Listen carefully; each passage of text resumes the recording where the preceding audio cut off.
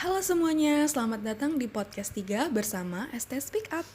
Nah, di podcast 3 kali ini kita akan mereview jurnal. Sebelum teman-teman menonton podcast 3, pastikan bahwa teman-teman sudah melihat terlebih dahulu podcast 1 dan podcast 2 agar bisa memahami secara penuh keseluruhan dari jurnal yang akan kita review. Jurnal yang akan kita review kali ini berjudul Autism, Language Disorder, and Social Pragmatic Communication Disorder, DSM-5, and Differential Diagnosis, yang ditulis oleh Mark D. Sims dan Xingming Jin pada tahun 2005 melalui media publikasi yang tertera di bawah ini. Jurnal ini dibuat dengan tujuan agar pembaca 1. Mengetahui kriteria revisi untuk Autism Spectrum Disorder, gangguan bahasa atau language disorder, dan kriteria diagnostik untuk Social Pragmatic Communication Disorder. Yang kedua, agar memahami persamaan dan perbedaan klinis dari gangguan-gangguan tersebut. Yang ketiga, mengetahui perbedaan prognosis jangka panjangnya. Dan yang keempat, mengenali beberapa perilaku non-spesifik yang relatif umum. Kita masuk ke tujuan yang pertama. Autistic Spectrum Disorder. Pada tahun 1943, Kenner menuliskan bahwa individu dengan autism memiliki severe impaired dalam kemampuan untuk berhubungan dengan orang lain dan situasi lain dengan cara yang biasa. Mereka lebih memilih untuk menyendiri dan tidak bisa menggunakan bahasa untuk menyampaikan perasaan mereka kepada orang lain, meskipun rote memory mereka atau kemampuan mereka untuk merecall kosakata atau informasi aktual di dalam otaknya itu berjalan dengan sangat baik. Kemudian pada tahun 2013, DSM-5 memberikan definisi ASD yang direvisi yang berfokus pada keparahan gejala dalam dua dimensi inti, yaitu dimensi sosial dan dimensi non-sosial. Nah, revisi yang diberikan oleh DSM-5 ini membantu kita membedakan individu dengan ASD atau autism dengan individu yang kesulitannya dikarenakan defisit dalam kemampuan komunikasi. Jadi kita bisa melihat dengan jelas perbedaan itu berdasarkan kriteria revisi yang sudah diberikan oleh DSM-5. Nah, apa saja kriteria revisi itu? Yuk sama-sama kita lihat. Kriteria yang pertama yaitu defisit yang terjadi secara terus-menerus dalam komunikasi sosial dan interaksi sosial di berbagai konteks. Seperti misalnya defisit pada emosi sosial timbal balik. Contohnya, saat seorang anak berkata pada ibunya bahwa masakan yang ibunya buatkan untuk dia itu tidak enak, dia tahu bahwa ibunya akan sedih jika si ibu mendengar apa yang anak katakan. Makanya si anak menghindari atau tidak mengatakan itu agar ibunya tidak sedih gitu. Tapi pada anak autism, mereka tidak bisa merasakan apa yang orang lain akan rasakan dari apa yang mereka lakukan atau dari apa yang akan mereka ucapkan begitu. Nah, kemudian juga mereka tuh mengalami defisit kemampuan untuk memulai ataupun menanggapi interaksi. Kemudian mereka juga mengalami defisit dalam non-verbal communicative behavior yang kita gunakan sebagai bantuan untuk berkomunikasi gitu, kayak mimik wajah, ekspresi, bahasa tubuh, dan lain sebagainya itu. Kemudian mereka juga mengalami defisit dalam kemampuan untuk mengembangkan, memelihara, dan memahami hubungan dengan orang lain. Berikutnya, pola perilaku, minat, atau aktivitas yang dibatasi dan juga repetitif atau berulang-ulang. Baik dalam gerakan motorik, penggunaan benda, ataupun bicaranya gitu. Seperti misalnya contoh si anak ini sedang senang dengan satu games, dan di games itu ada kalimat yang atau frase yang diulang-ulang seperti saya pernah bertemu dengan seorang anak autism, dia selalu berbicara fire in the hole gitu. Karena di games yang dia mainkan itu frase itu terus diulang, dan dia juga apapun yang dia lakukan, frase itu yang selalu dia ulang-ulang gitu, selalu direpetisi, selalu disebutkan berulang-ulang oleh dia gitu. Apapun yang kita tanya kepada si anak ini, jawabannya akan sama karena dia selalu mengulangi si frase itu tadi. Kemudian mereka juga menginginkan pola yang selalu sama dan tidak bisa fleksibel pada rutinitas keseharian gitu. Perilaku verbalnya pun dan non-verbalnya pun juga itu selalu polanya sama atau ritual gitu ya. Seperti misal nih, biasanya si anak ini kalau berangkat terapi itu ibunya akan nganterin dia lewat jalan A, terus ke jalan B, terus nanti akan sampai di tempat terapi. Terus suatu hari ibunya ada keperluan sehingga saat berangkat terapi itu dia harus berjalan melalui jalan A, kemudian pergi ke jalan C untuk memenuhi keperluan ibunya terlebih dahulu, baru kemudian kembali lagi ke jalan B dan sampai di tempat terapi. Nah, di hari itu si anak akan sangat buruk moodnya karena dia merasa jalan yang biasanya dilalui itu dirubah gitu, karena tidak adanya fleksibilitas di dalam diri dia. Dia maunya setiap hari berangkat terapi harus melalui jalan yang sama gitu. Nah, kemudian juga anak-anak dengan autism ini, mereka minatnya tuh sangat terbatas atau terpaku. Dan intensitasnya tuh tidak normal gitu. Jadi ketika mereka suka dengan satu hal dan mereka akan melakukan itu terus sampai bahkan kita aja tuh udah yang lihat sudah jenuh gitu ya, tapi mereka melakukan itu berulang-ulang. Dan mereka juga punya kecenderungan hyper atau hiporeaktif terhadap masukan sensoris dari lingkungan gitu. Nah, kriteria diagnostik selanjutnya yaitu gejala ini harus timbul pada periode awal perkembangan. Nah, dia juga harus menyebabkan kerusakan yang signifikan di seluruh bidang kehidupan si anak gitu. Kerusakannya harus signifikan. Dan juga tidak bisa hanya dijelaskan dengan kecacatan intelektual doang gitu, atau rendahnya intelektualnya dia gitu.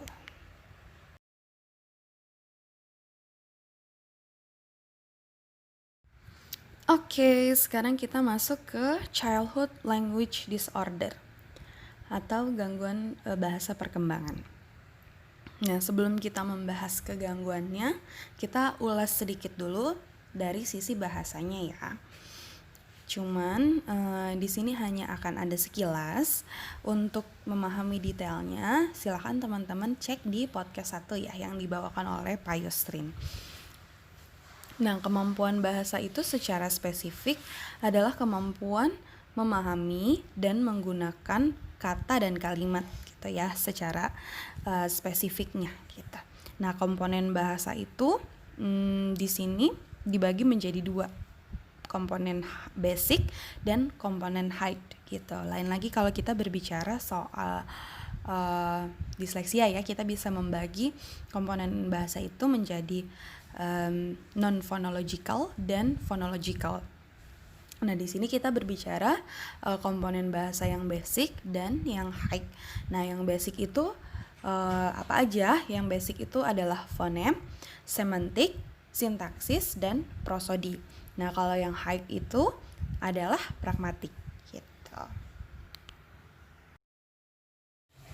Nah, sekarang kita berbicara tentang childhood language disorder-nya atau gangguan bahasa perkembangan. Nah, ini bukan dikarenakan oleh intelektual atau disabilitas fisik gitu. Jadi jika si anak itu mengalami permasalahan intelektual, kita tidak bisa mengatakan bahwa si anak ini mengalami childhood language disorder gitu. Termasuk jika mereka mengalami disabilitas fisik yang lainnya juga gitu ya.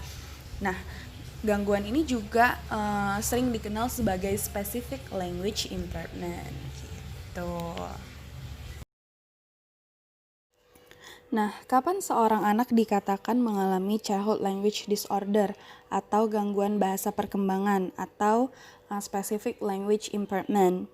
Nah, itu ketika yang pertama kesulitan yang mereka alami itu terjadi terus-menerus dalam penguasaan dan penggunaan bahasa mereka di lintas modalitas gitu, seperti minimnya kosakata, terus struktur kalimat yang terbatas, dan juga gangguan dalam teks panjang atau discourse gitu.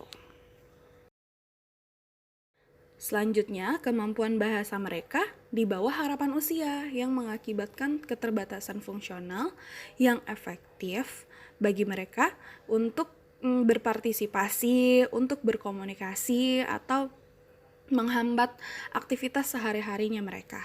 Nah, selanjutnya gejala ini muncul pada awal periode perkembangan.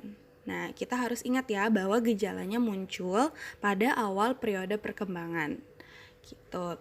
Nah, juga kesulitan ini atau permasalahan ini tidak disebabkan oleh gangguan pendengaran, tidak disebabkan oleh gangguan sensorik, tidak disebabkan oleh disfungsi motorik, ataupun kondisi medis lain atau neurologis dan permasalahan intelektual gitu.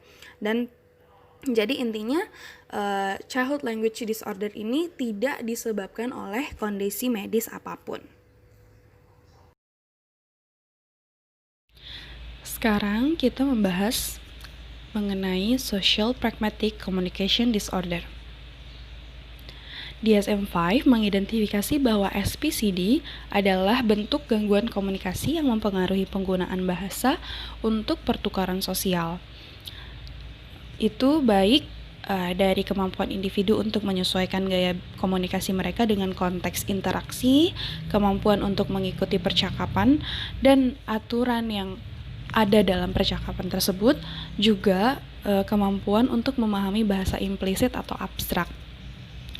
Nah, dulu SPCD ini dikatakan adalah permasalahan yang menyertai autism, tapi sekarang dia menjadi sebuah diagnosa yang berdiri sendiri.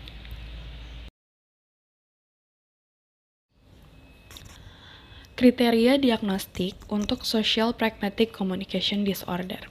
Yang pertama, kesulitan yang terus-menerus dalam penggunaan kemampuan verbal dan nonverbal untuk komunikasi sosial, seperti defisit dalam menggunakan komunikasi untuk tujuan sosial.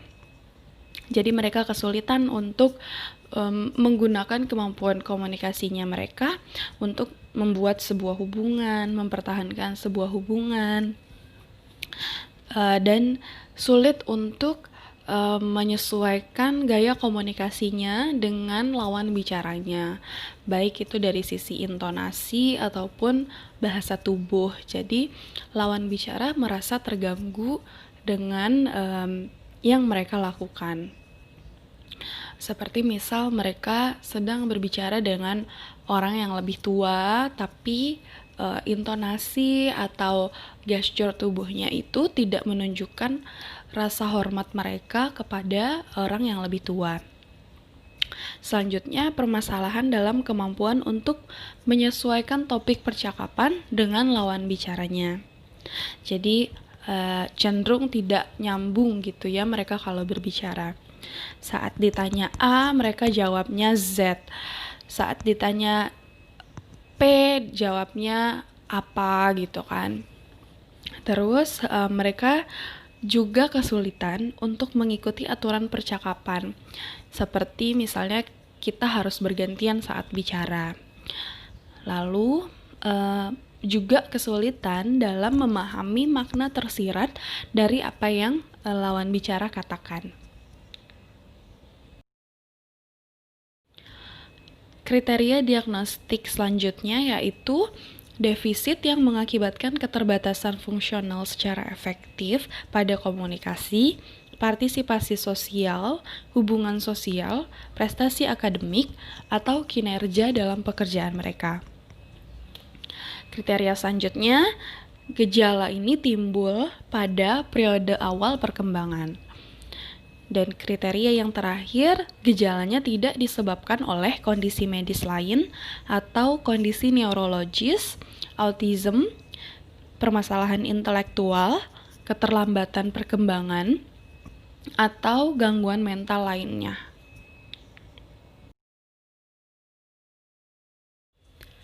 Sekarang kita masuk ke perbandingan antara ASD, SLI, dan SPCD. Pertama, kita melihat perbandingannya dari sisi sosial. Untuk anak-anak dengan SLI, mereka memiliki minat yang kuat, memiliki kemampuan joint attention, dan adanya timbal balik saat berinteraksi. Dan kita bisa lihat bahwa kesulitan yang mereka alami saat berinteraksi itu dikarenakan kemampuan bahasanya mereka.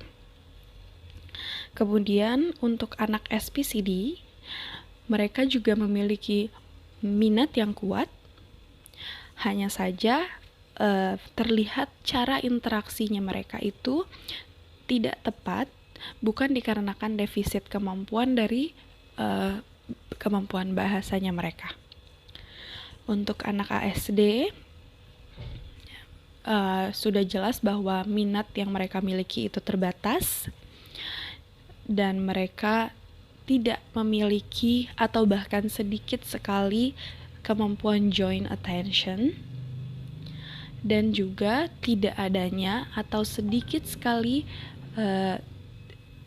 interaksi timbal balik. Kemudian dari sisi permainan, anak dengan SLI mereka mampu imitasi dan mereka mampu pretend play.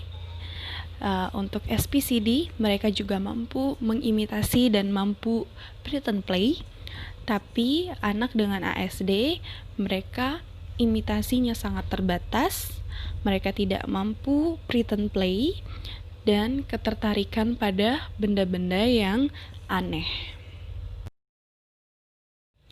Selanjutnya di area rutinitas, SLI dan SPCD mereka tidak ada batasan dan tidak punya pola perilaku yang repetitif, baik dari sisi minat ataupun aktivitas. Untuk ASD, mereka juga tidak ada batasan, hanya pola perilaku mereka repetitif, juga minat dan aktivitasnya. Dari sisi pola kebiasaan atau behavior pattern, kalau anak dengan SLI mereka cenderung frustasinya dikarenakan kurangnya pemahaman atau ketidakmampuan mereka untuk menyampaikan perasaan mereka ke lawan bicaranya.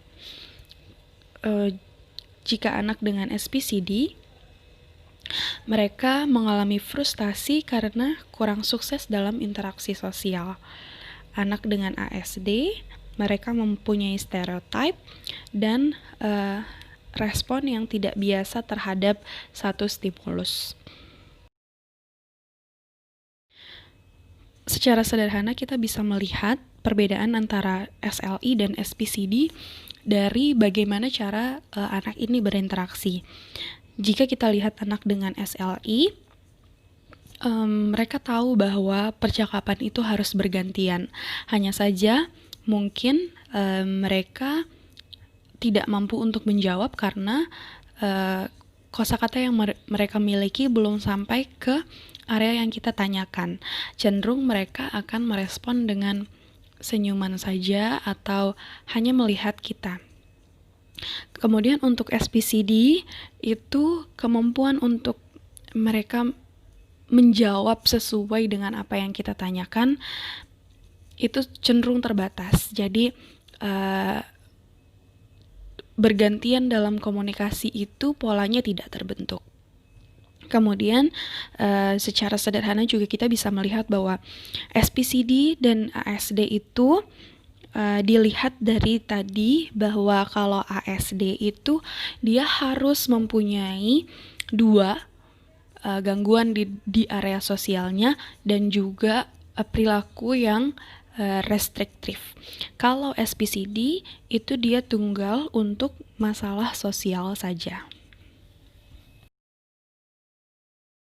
Sekarang kita masuk ke developmental trajectory atau bagaimana anak-anak ini terlihat perkembangannya day by day-nya mereka.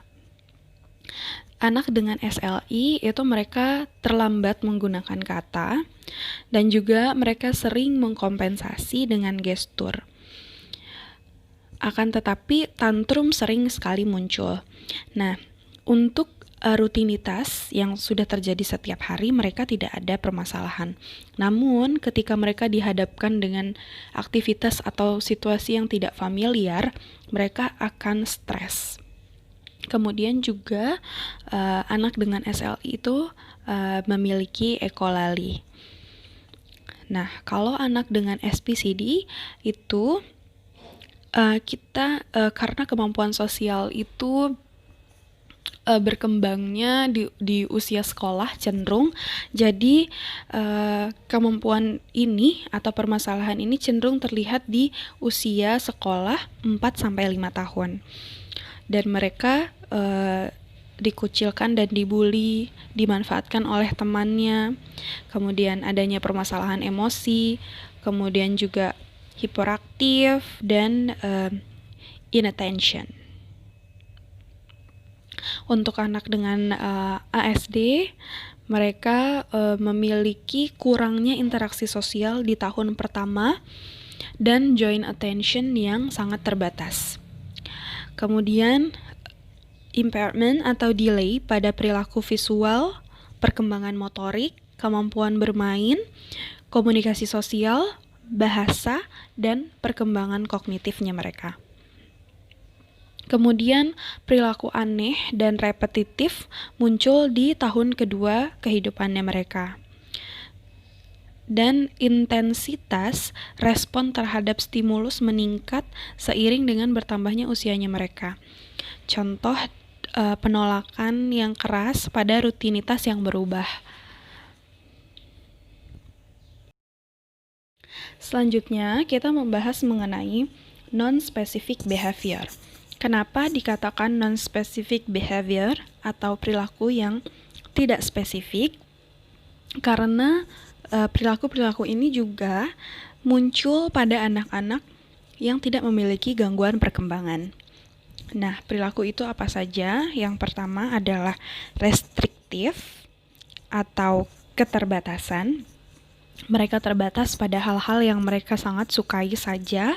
Saat kita ganti dengan hal-hal yang mereka sedang tidak sukai, mereka tidak mau gitu karena mereka terbatas pada hal-hal yang cenderung mereka lebih senangi. Kemudian perilaku yang repetitif. Dan minatnya mereka juga tergantung pada hal-hal yang mereka sukai. Kemudian anak-anak yang tidak memiliki gangguan perkembangan, mereka juga cenderung aktif, apalagi toddler gitu ya. Jadi hal-hal ini harus kita perhatikan, jangan sampai kekeliruan dalam kita mendiagnosis suatu kasus itu tidak mempertimbangkan hal-hal di luar ekspektasi kita. Selanjutnya, approach agar kita lebih mudah untuk membuat differential diagnosis. Yang pertama, penentuan pola kognitif anak secara keseluruhan, juga kemampuan komunikasinya. Kemudian, gold standar untuk evaluasi adalah asesmen formal oleh tim multidisiplin. Jadi tidak hanya terapis wicara, tapi tim yang lain juga kita libatkan untuk melihat baik dari sisi kognitif, baik dari sisi motorik, dan hal-hal yang terkait lainnya. Kemudian, asesmen di berbagai situasi setting.